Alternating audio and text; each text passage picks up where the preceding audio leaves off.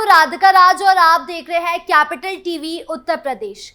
UP उपचुनाव के परिणाम की तस्वीरें अब साफ होती नजर आ रही हैं। जैसे जैसे वक्त बीतता जा रहा है वैसे वैसे सीएम योगी की मुस्कान बढ़ती जा रही है और भाजपा के दफ्तर के बाहर तो अभी से आतिशबाजी और ढोल नगाड़े की गूंज सुनाई देने लगी है। यूपी उपचुनाव के मतदान और मतदान के परिणाम से पहले अखिलेश यादव जिस तरह से एक्टिव दिखे उससे सत्ता पक्ष भी दंग रह गई, लेकिन जैसे जैसे उपचुनाव की तस्वीरें साफ हो रही हैं अखिलेश यादव गायब होते नजर आ रहे हैं।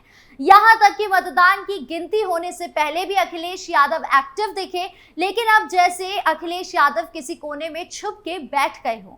उनके छुपने का कारण साफ है और वो है कि उनके घमंड का टूटना। तो क्यों टूटा अखिलेश यादव का घमंड, बताएंगे विस्तार से इस स्पेशल स्टोरी में। यूपी में 9 सीटों पर उपचुनाव हो गए हैं, परिणाम भी साफ हो गए हैं। सीधे सीधे कहा जाए तो योगी आदित्यनाथ का डंका बच गया है।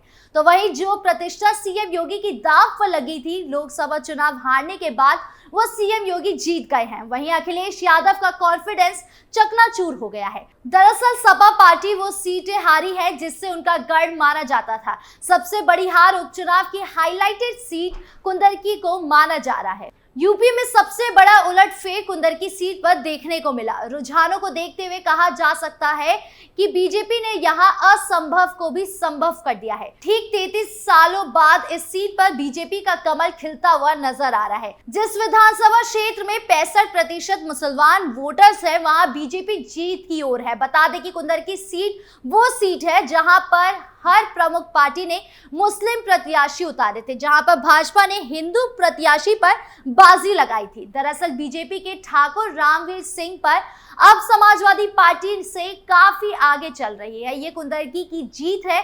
अब से 2 साल पहले रामपुर के उपचुनाव की याद दिलाती है, जब उपचुनाव में करीब 55% मुस्लिम वोटर्स वाले रामपुर में बीजेपी जीत गई थी। एक तरह से कुंदरकी में रामपुर मॉडल काम कर गया।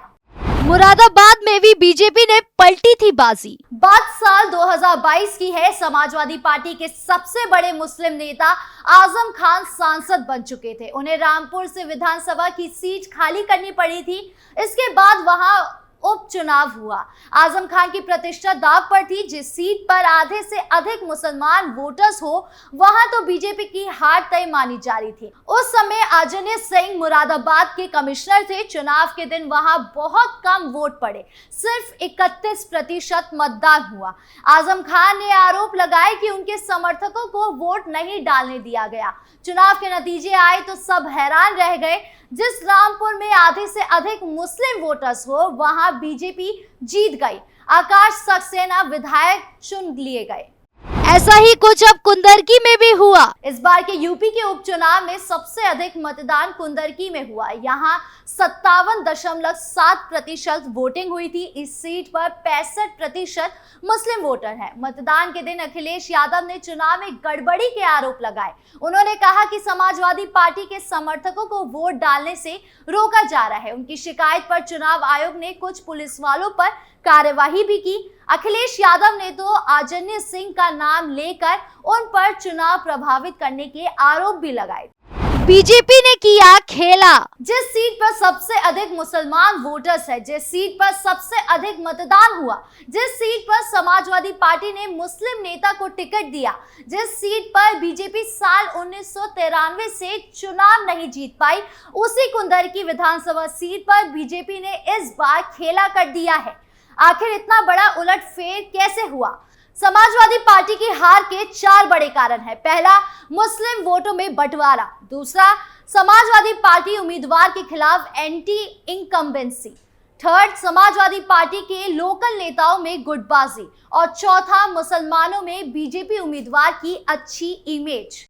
बीजेपी ने ठाकुर रामवीर सिंह को दिया था टिकट। यूपी की कुंदरकी में इस बार 12 उम्मीदवार चुनावी मैदान में थे। बीजेपी के ठाकुर रामवीर सिंह को छोड़कर सभी पार्टी ने मुसलमान उम्मीदवारों को मैदान में उतारा था। समाजवादी पार्टी के हाजी रिजवान को इसका नुकसान हो गया। मुस्लिम वोटों में बंटवारा हो गया। कुंदरकी में करीब 70,000 तुर्क मुसलमान हैं। समाजवादी पार्टी के हाजी रिजवान के खिलाफ गैर तुर्क खास तौर से चौधरी मुसलमान एकजुट हो गए। हाजी रिजवान की हार की एक और बड़ी वजह समाजवादी पार्टी की आपसी गुटबाजी रही। अखिलेश यादव के हेलीकॉप्टर वाली एक फोटो सोशल मीडिया पर बहुत वायरल हुई, जिसमें उनके साथ रामपुर से पार्टी के सांसद मोहिबुल्लाह नदवी और मुरादाबाद के सांसद रुचि वीरा बैठी है। इन दोनों में ही 36 का आंकड़ा है। दोनों पर हाजी रिजवान की मदद न करने का आरोप है। अखिलेश यादव ने पार्टी में आपसी कलह रोकने की बहुत कोशिश की, पर पार्टी के लोग आपस में झगड़ते रहे और इसका नुकसान समाजवादी पार्टी को हुआ। योगी आदित्यनाथ के नेतृत्व में बीजेपी ने बनाया चक्रव्यूह। कुंदरकी का एक और वीडियो सोशल मीडिया पर बहुत वायरल हुआ था। बीजेपी के उम्मीदवार ठाकुर रामवीर सिंह नमाजी टोपी पहनकर वोट मांग रहे थे। मुस्लिम वोटरों को अल्लाह की कसम खिला रहे थे। कुंदरकी के मुस्लिम वोटरों में रामवीर सिंह की एक अच्छी छवि बन गई। बीजेपी का उम्मीदवार होने के बावजूद उनका मुस्लिम समाज से अच्छा रिश्ता रहा। इसका फायदा उन्हें मिला। यूपी के सीएम योगी आदित्यनाथ ने यहां अपनी रणनीति बदल ली। यहां उन्होंने बटोगे तो कटोगे का नारा नहीं दिया। अगर यहां सांप्रदायिक ध्रुवीकरण होता तो बीजेपी फंस सकती थी, लेकिन योगी आदित्यनाथ के नेतृत्व में बीजेपी ने ऐसा चक्रव्यूह बनाया कि समाजवादी पार्टी की साइकिल पंचर हो गई। कैसे बदला माहौल? ठाकुर रामवीर सिंह का अंदाज कुंदरकी सीट जीतने का एक बड़ा कारण रहा। उन्होंने वोट बटोरने की काफी कोशिश की। कुंदरकी इलाके में घर घर तक जाने वाले नेता के रूप में पहचान मिली हुई है।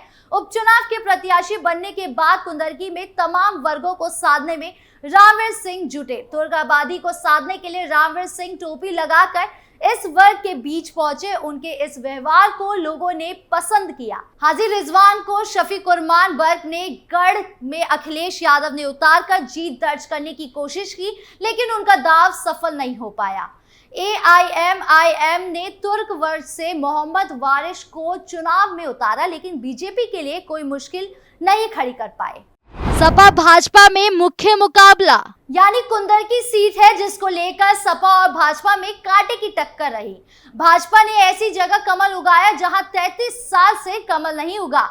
हालांकि उपचुनाव में भाजपा और सपा के बीच ही मुख्य मुकाबला होता दिखा। सीएम योगी आदित्यनाथ से लेकर सपा अध्यक्ष अखिलेश यादव ने इस सीट पर प्रचार किया। अखिलेश यादव ने हाजी रिजवान की उम्मीदवारी को लेकर बड़ा दावा किया। उन्होंने कहा था कि यूपी चुनाव 2022 के दौरान इस सीट पर हाजी रिजवान को उम्मीदवार बनाना चाहते हैं। जहां एक तरफ कुंदरकी सीट पर सीएम योगी का डंका बजा, वहीं दूसरी तरफ झटका भी लगा। सीसामऊ एक ऐसी सीट है जहां काफी विवाद देखने को मिला। इरफान सोलंकी पर चले विवाद के कारण भाजपा को लगा था कि सपा की ओर से उन्हीं की पत्नी को प्रत्याशी बनाया गया है, ऐसे में वो कहां जीतेंगे। लेकिन उपचुनाव की तस्वीरें कुछ और ही बयान कर रही है। दरअसल उत्तर प्रदेश के कानपुर जिले की सीसामऊ विधानसभा सीट पर चुनाव के नतीजे आ गए हैं। सपा की प्रत्याशी नसीम सोलंकी ने भाजपा के सुरेश अवस्थी को 8000 से ज्यादा के वोटों से अंतर से हरा दिया है। यह लगातार तीसरी बार है जब सुरेश अवस्थी को हार का सामना करना पड़ा है। भाजपा ने सीसामऊ सीट पर ब्राह्मण दलित मतदाताओं को साधने के लिए सुरेश अवस्थी को मैदान में उतारा था, लेकिन उसका ये दाव कामयाब नहीं हो पाया। कानपुर के सीसामऊ से सपा प्रत्याशी नसीम सोलंकी ने मतगणना से पहले रिटर्निंग ऑफिसर को लेटर लिखा था। लेटर में उन्होंने ईवीएम की वीडियोग्राफी की मांग की। नसीम सोलंकी ने मांग की कि हर राउंड की गिनती पूरी होने पर उसको घोषित किया जाए, दोनों ही तरफ रिकॉर्ड का मिलान कराया जाए और उसमें अनाउंसमेंट कराई जाए। मतगणना में लगे सभी एजेंट को ईवीएम की गिनती और कॉपी उपलब्ध कराई जाए। तीसरे राउंड में भाजपा को मिली बढ़त। शुरुआती रुझान में भाजपा यहां से आगे चल रही है। सपा की जीत के बाद सपा कार्यालय के बाहर जीत का जश्न मनाया जा रहा है। हालांकि अभी इस जीत का औपचारिक ऐलान बाकी है। बता दें कि भाजपा प्रत्याशी सुरेश अवस्थी ने पहले ही हार स्वीकार कर ली थी। मीडिया चैनल से बात करते हुए उन्होंने कहा, हिंदू वोटर अगर ना बढ़ता तो हमारी जीत होती। अब ऐसे में उपचुनाव परिणाम आने के बाद जाहिर है कि सीएम योगी के तेवर बदलने वाले हैं। वहीं दूसरी ओर अखिलेश यादव को अभी सुनना बाकी है। ऐसे में ये भी देखना होगा कि अब अखिलेश यादव क्या आरोप भाजपा पर थोपते हैं। फिलहाल इस खबर में इतना ही। यूपी की तमाम बड़ी खबरों से जुड़े रहने के लिए देखिए कैपिटल टीवी उत्तर प्रदेश।